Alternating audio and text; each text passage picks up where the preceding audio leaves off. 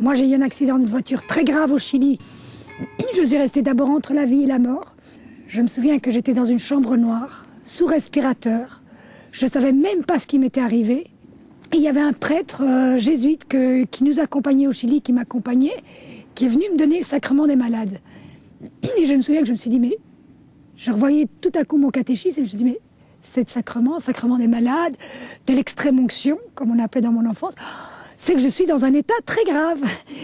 Et il m'a déposé le Saint-Crème au creux de ma main, il m'a dit quelques paroles, et j'ai entendu moi intérieurement, cette épreuve est trop lourde pour toi, je me mets en dessous et je te porte.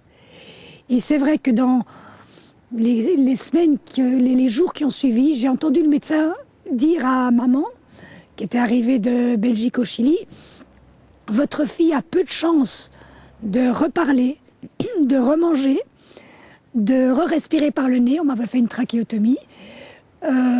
Sachez que le diagnostic est lourd. Et moi, j'étais les yeux fermés, je ne bougeais pas parce que j'avais pas la force, je pouvais pas dire, mais j'entends tout, c'est pas vrai. Mais j'avais cette paix intérieure, avec ce sacrement des malades, que rien de grave pouvait m'arriver. Et même si ma vie avait été détruite, que j'aurais pas pu reparler, j'étais sûre à travers ce sacrement des malades que j'avais un avenir, même s'il était autre. Et à ce moment-là, j'ai écrit une lettre à celui que j'aimais pour dire, je ne sais pas dans quel état je ressortirai de cet accident. Ne te crois pas obligé, parce que j'ai eu cet accident, à l'engagement qu'on s'était dit entre nous.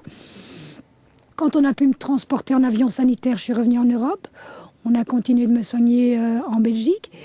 Et là, à la sortie de mon hôpital, celui que j'aimais, donc Hubert, est venu et il m'a demandé en mariage. Et moi, à ce moment-là, je parlais toujours pas, parce que j'avais donc les cordes vocales qui avaient été sectionnées, l'épiglotte arrachée, donc on m'a tout refait. Et je ne pouvais pas lui répondre avec des mots. Et en même temps, je sentais qu'il fallait que je dise oui. Une semaine avant le mariage, je revois le médecin qui me suivait pour la gorge. Et il me dit, mais on avait prévu encore 2-3 opérations parce que j'avais une des cordes vocales qui ne fonctionnait plus, dont on n'avait pas retrouvé le nerf dans l'opération. Et il me dit, mais je comprends pas, vos 2 cordes vocales fonctionnent. Alors une beaucoup moins bien que l'autre, mais elle refonctionne. Et il me dit, j'ai jamais vu ça. Il dit là, la seule explication, c'est qu'il devait rester un tout petit nerf, un tout petit fil, et que par elle-même, en plusieurs semaines, plusieurs mois, ce nerf s'est reconstitué. Et vous retrouvez la parole. Et c'est comme ça qu'aujourd'hui, j'ai une autre parole, c'est-à-dire que j'ai une voix un peu rayée, alors on me demande si je fume, si j'ai un rhume. Je dis non, j'ai pas ça, simplement, j'ai un larynx avec des cicatrices. Mais ça ne m'a pas empêché dans la suite d'être professeur d'économie, d'enseigner. Et on se dit, mais c'est ça notre vie, elle est ouverte, elle est pleine de surprises, elle est pleine d'imprévus.